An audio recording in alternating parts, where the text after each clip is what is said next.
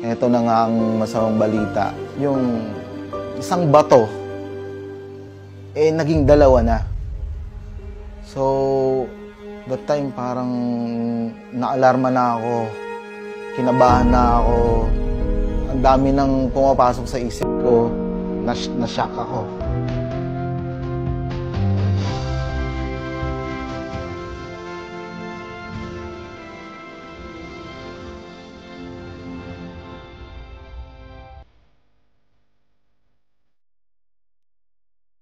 Ako si Alvin Panganiban, isang OFW, 46 years old, nakatira sa Commonwealth, Quezon City. Aking po i-share sa inyo ang aking naging experience kung paano po nawala yung aking karamdaman. June 2022, umuwi po ako ng Pilipinas. Nakakaramdam na po ako ng pagka-bloated sa katawan ko. Then one day, pagising ko ng umaga, medyo masama yung pakiramdam. Sabi ng misis ko, ba't di ka kaya magpa-check sa doktor?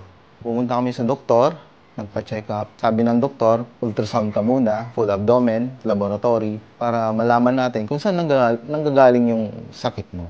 At that moment, kung i-rate natin from 1 to 10, yung sakit is nasa 5 pa lang. At nakita nga doon sa ultrasound na mayroon akong gallstone. Isang piraso pa lang that time.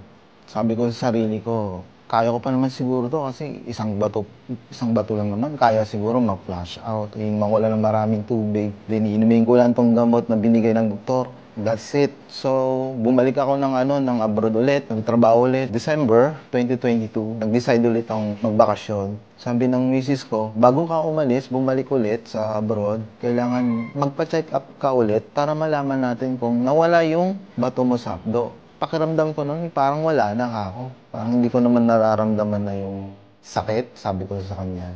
Hindi, para makasure tayo, magpa-check up ka ulit. Punta ulit kami ng doktor, the same procedure. Ito na nga ang masamang balita. Yung isang bato, naging dalawa na. So, that time parang naalarma na ako. Kinabahan na ako. Ang dami nang pumapasok sa isip ko, na-shock ako. Iniisip ko na paano na akong dumami nga at one day, sabi ng doktor, sumabog na yung abdo ko at maapekto na yung ibang organs ko. What if kung mangyari doon sa abroad, wala kang kadamay, nag-iisa ka lang doon. Nandun na yung risk. Sabi ko, paano kaya ito kako? Isa lang ang paraan dyan, sabi ng doktor.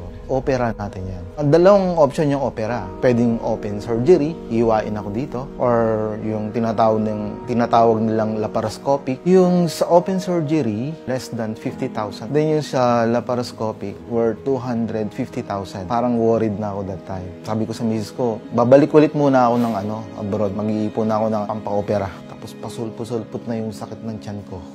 Baga, very, yung alarming na, very disturbing na sa trabaho ko dahil hindi na ako makapagbuhat ng mabigat. Sobrang sakit ang nararamdaman ko. Kailangan makauwi na ako ng Pilipinas, makapagpa-opera na matanggal na tong sakit na to. Kasi pag ito pinabayaan ko, paano na yung trabaho ko, family ko, dahil ako lang ang inaasahan nila. So, yun ang nagtulak, nag-decide sa akin na bumalik na Pilipinas para magpa-opera. January 2023, paalam na rin ako sa boss ko. Uwi ako, boss, sa Pilipinas. Magpapa-opera ako. Pinakita ko sa kanya yung mga result ng test. Sabi niya sa akin, ba't di ka na lang dito magpa-opera? Mas magagaling ang mga doktor dito, sabi sa akin. O sige, boss, dito ako magpapa-opera, pero alagaan mo ako sa ospital.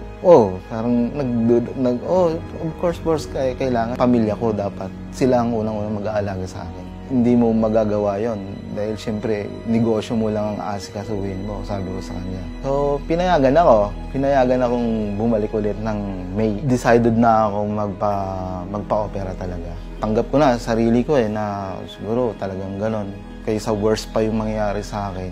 Pag uwi ko ng May, pumunta kami ng surgeon, same procedure, kasi kailangan daw yon para maging smooth yung operation, walang problema sa ibang organs. That time, yung aking anak, may sakit din. Pinapainom ni Mrs. ng Salbeo. Sabi ng aking asawa, ba't di ka rin mag-take ng Salveyo. Habang iniintay natin na maging stable yung ano mo, bago tayo bumalik sa surgery at may schedule for operation. Take chance. Malay nga natin, baka nga naman matunaw. So, tinik ko yun for 3 weeks. Ginawa ko na siyang tubig. Sunod-sunod na ang inom ko. Umaga, isang baso o kalahating tubig. Then, 4 scoops siya. Para mas concentrated yung mix. Then, sa gabi, bago matulog, din ako. Ginawa ko na talaga siyang tubig na. Kailangan sabi ko, malusaw. So, nung ulit kami, nagpa-check up, nakita yung sa ultrasound na yung bato nalusaw. Nalusaw siya. Sabi ko,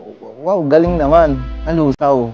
Unfortunately, nung bumalik kami sa doktor, tuwang-tuwa na ako that time dahil sabi ko, nalusaw. So, pinakita namin sa doktor yung result. Sabi niya nakalagay doon, sludge.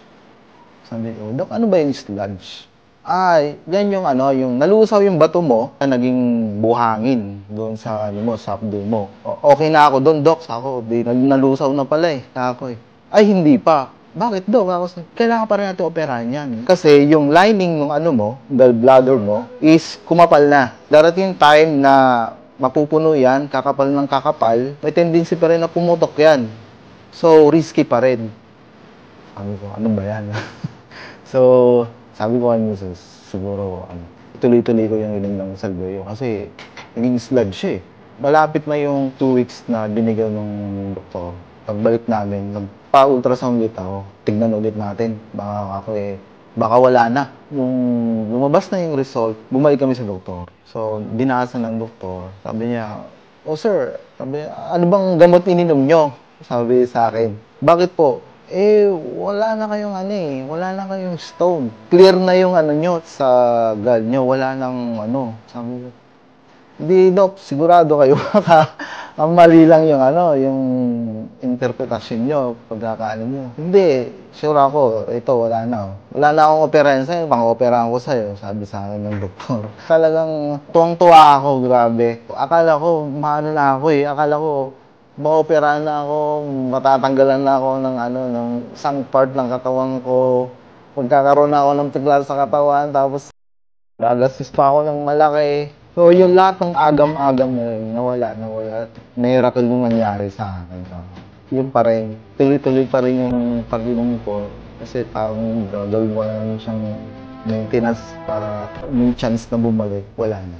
Kaya nga, nagpapasalamat ako sa Salveyo. Malaking impact talaga yung Salveyo. Hindi dahil sa Salveyo, tuloy yung mga pangarap ko sa buhay. Feeling ko, may guardian angel ako. Protektado ako all the time. Pagdating sa kalusugan ko, ito ang nag-save sa akin. Nawala lahat ng worries ko sa buhay. Ako si Alvin Panganiban, at ito ang aking kwentong Salveyo.